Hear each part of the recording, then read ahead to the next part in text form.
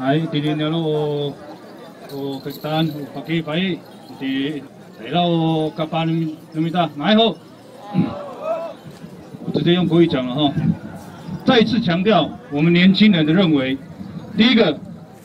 所有國家主導的觀光發展計劃，都未考量原住民基本法第20至第23條的立法精神。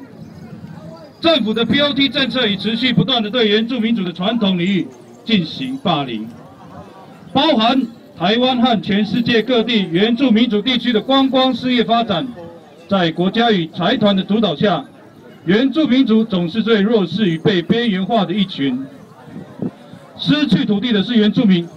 獲利的卻是財團與外來資本家。在原住民族地區施行的觀光發展政策與原住民族基本法之間相互矛盾，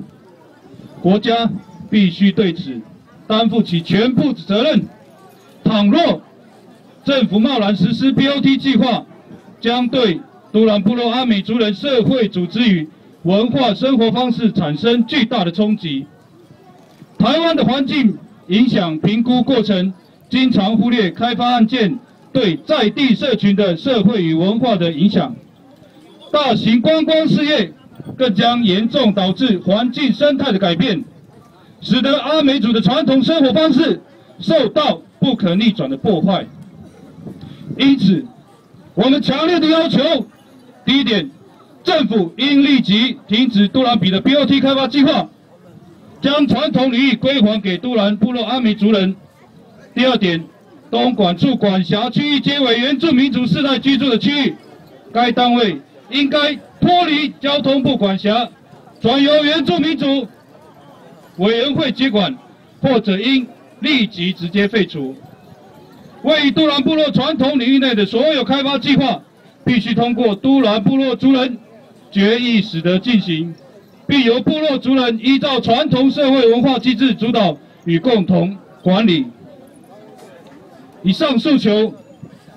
是我們年輕人在今天2011年11月12日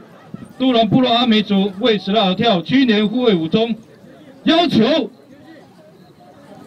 總統候選人以及東管處以上層級之政府官員以及平地原住民立法委員參與共同簽署同意書。這是我們年輕人的要求。最後，年輕人也要一起來呼口號，達到我們最深刻內心裡面哭泣的聲音。還我傳統領域，還我傳統領域，還我傳統領域，還我傳統領域，還我自然主權，還我自然主權，還我自然主權，還我自然主權。